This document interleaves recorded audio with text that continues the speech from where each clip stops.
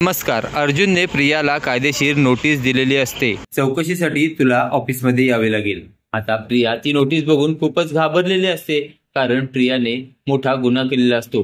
प्रिया कोर्टात चक्क खोटी बोललेली असते आणि तिने खोटी साक्ष दिलेली असते. आता प्रिया तिच्या साक्षीत अडकणार असते. त्यामुळे प्रिया आता खूपच विवंचनेत सापडलेली असते की आता मी काय करू.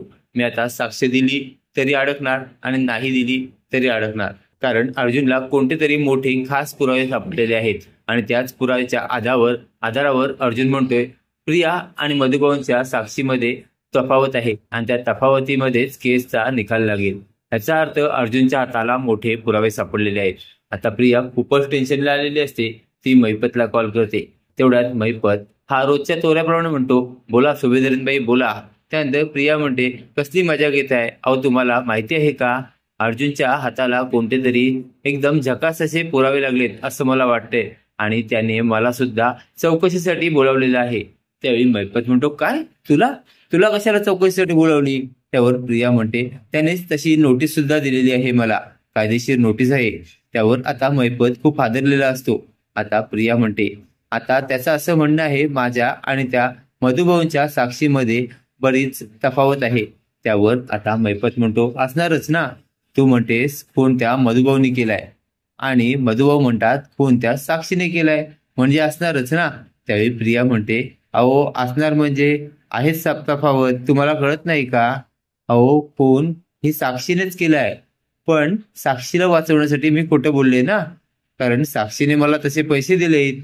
हे ऐकल्यावर आता महिपत म्हणतो, बरोबर आहे तू काय बोलतेस, तुला कळतंय का. अगं तू हे जे मला सांगतेस हे जर कोणी ऐकलं तर काय गोंधळ होईल.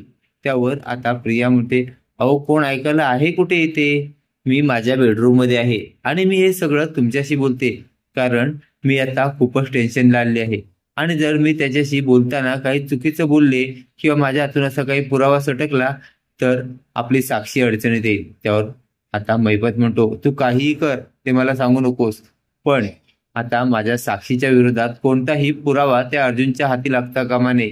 त्यावर आता प्रिया म्हणते, अगं मी पण तसंच म्हणते.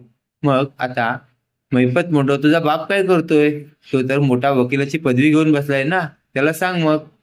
पण आता हे प्रियाला काहीच माहिती नसतं. इकडे अश्विन हा घरी आलेला असतो आणि तो दारात उभं राहून सगळं ऐकत असतो.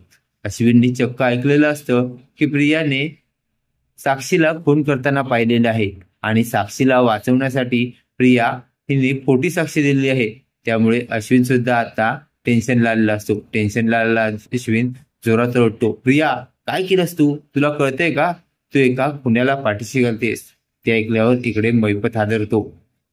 आता महिपत हा नेमकं काय करेल ते पाहणे कमालीचे ठरणार आहे. असेच मालिकेचे नवनवीन अपडेट पाहण्यासाठी व्हिडिओला लाईक आणि चॅनलला सबस्क्राईब करायला विसरू नका. थँक्यू.